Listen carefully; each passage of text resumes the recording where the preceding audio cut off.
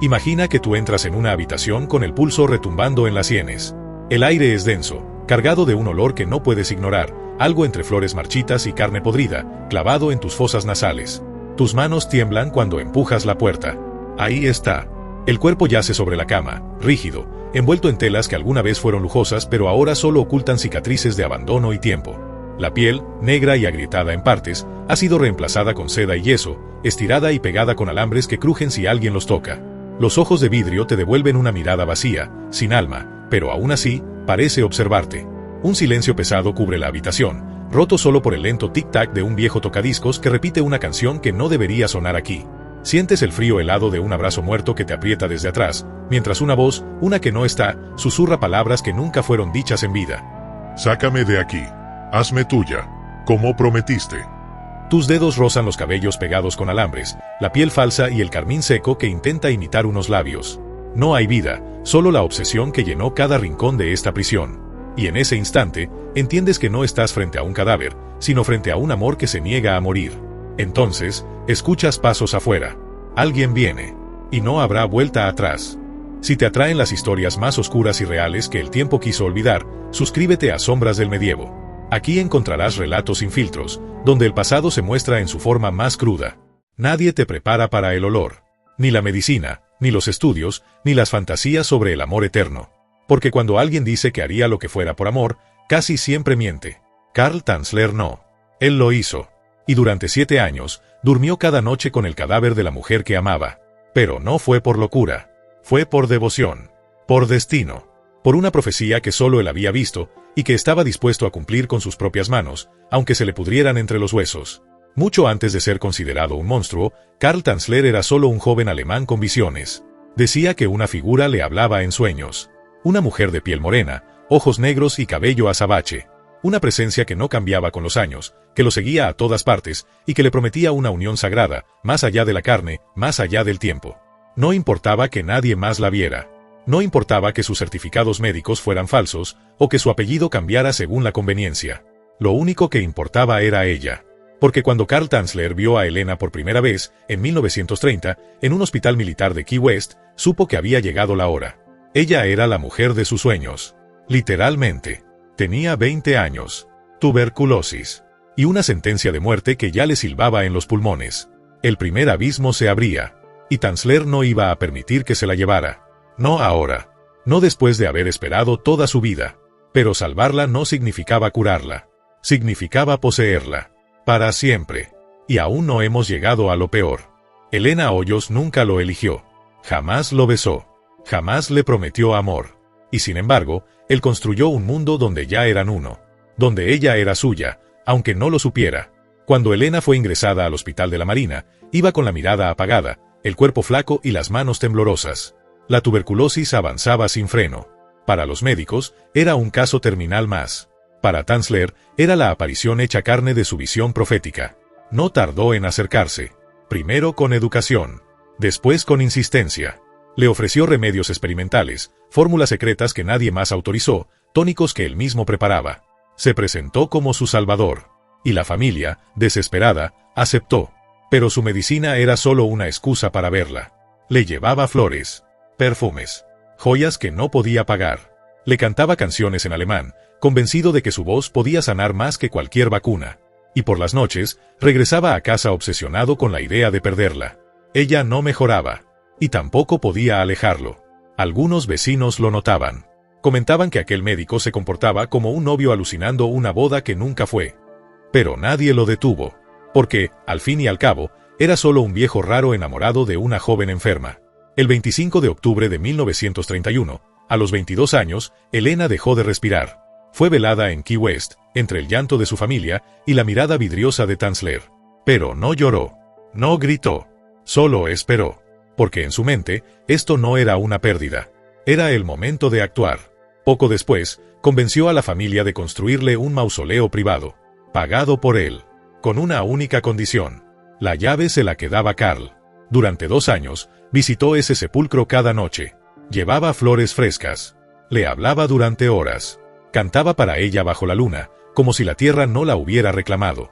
Y en su mente, lo más perturbador no era que el cuerpo estuviera frío, sino que Elena le contestaba. Sácame de aquí, decía su voz en la oscuridad. Hazme tuya, como prometiste.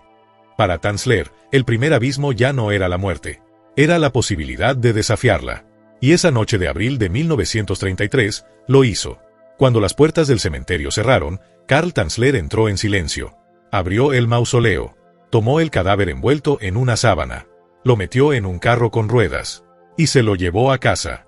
Nadie lo vio. Nadie sospechó. El cuerpo de Elena descansaba ahora en una cama matrimonial, en la habitación de un hombre solitario. Y el experimento apenas comenzaba. Pero el segundo abismo no perdona a quienes juegan con la carne muerta. ¿Crees que el amor puede justificar actos extremos? Déjanos tu opinión en los comentarios. Hay cuerpos que descansan en paz. Y hay cuerpos que se transforman en ritual diario. El de Elena se volvió lo segundo. Las primeras semanas, Tanzler intentó frenar el tiempo con cuidado. Puso el cadáver sobre la cama, lo envolvió con mantas perfumadas, colocó flores a su alrededor. Pero el olor llegó igual. No hay amor que tape el hedor de la putrefacción. Entonces comenzó la transformación. Carl Tanzler no era embalsamador. No tenía permisos. No tenía experiencia. Solo tenía obsesión. Cuando la piel se tornó negra y se abrió, la reemplazó con seda impregnada en cera y yeso. Cuando los huesos empezaron a separarse, usó alambres para mantenerlos unidos. Cuando la cabeza se ladeó sin fuerza, colocó ganchos para mantenerla erguida.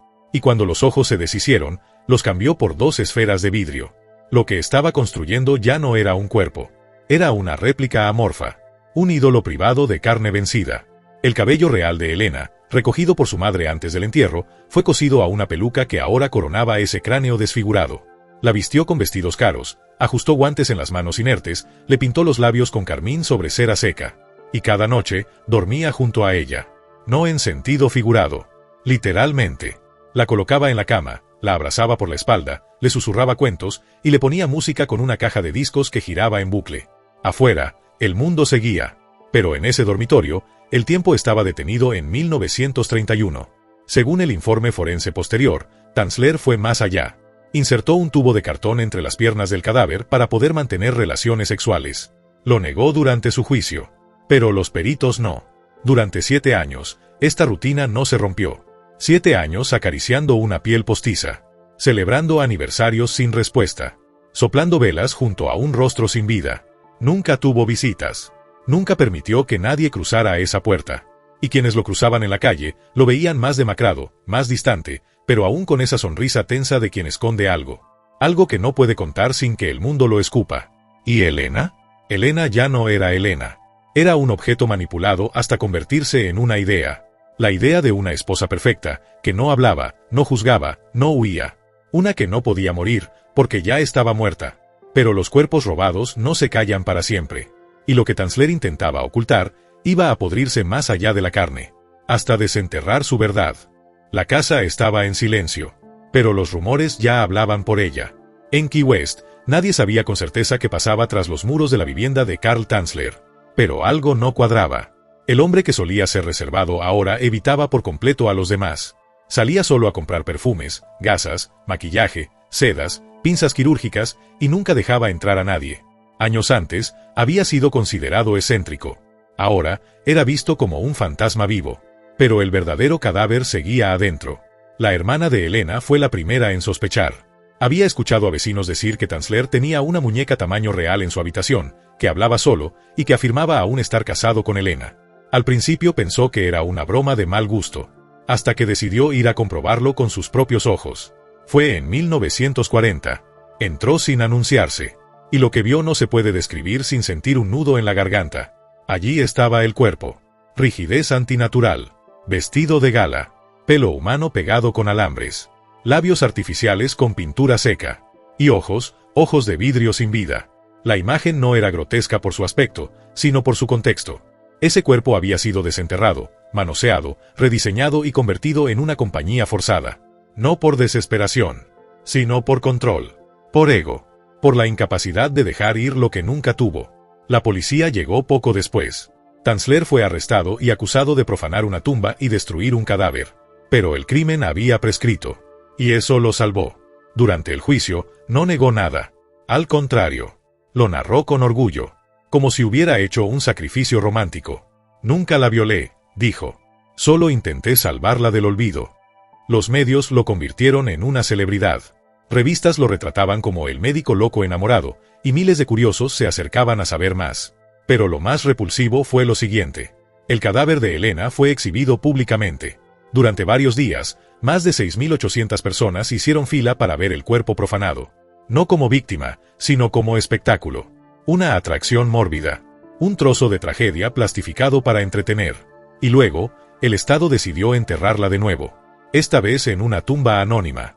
Para que nadie, ni siquiera Tanzler, pudiera hallarla jamás. Lo que había comenzado como una obsesión solitaria, terminó como un escándalo nacional. Pero nadie habló de Elena. Nadie se detuvo a preguntar qué sintió ella en vida, ni cómo su muerte fue devorada por el deseo de otro. Solo hablaban de Karl, el viudo sin boda, el amante sin permiso, el médico sin límites. Y aún quedaba una última puerta por abrir. Tras el juicio, Tanzler no huyó, no se escondió, no pidió perdón. Volvió a su rutina, como si nada hubiera pasado. Como si todo lo que había hecho fuera parte de un ritual amoroso, legítimo, justificable, noble. Se instaló en Pasco County, Florida.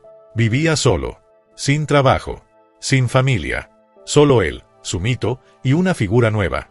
Una réplica exacta del cuerpo de Elena, moldeada con una máscara que él mismo construyó. Dormía con ella. La sentaba en una silla durante las comidas. Le hablaba cada noche, convencido de que su alma aún lo visitaba. Y seguía escribiendo. En sus cartas, decía que Elena le había sido devuelta en espíritu. Que la conexión nunca se rompió. Que el amor verdadero no necesita carne. Solo fidelidad. Murió en julio de 1952. Lo encontraron solo, junto a su muñeca. Tenía 75 años. Ninguna institución reclamó su cuerpo. Ninguna lápida lleva su nombre. Solo los expedientes lo recuerdan.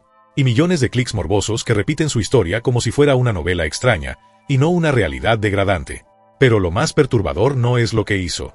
Es cómo lo justificó.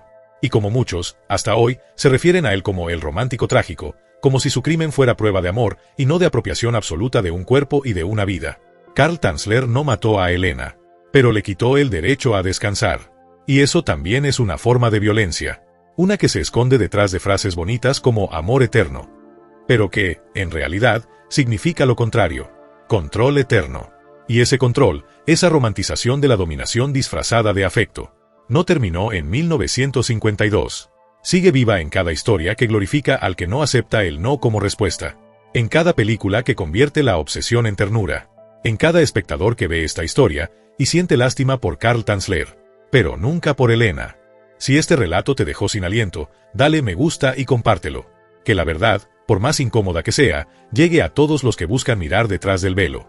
Karl Tanzler no fue un loco aislado. Fue la prueba viva de lo que sucede cuando el amor se convierte en prisión. Cuando el deseo deja de ser mutuo, y una voluntad se impone sobre otra, incluso después de la muerte.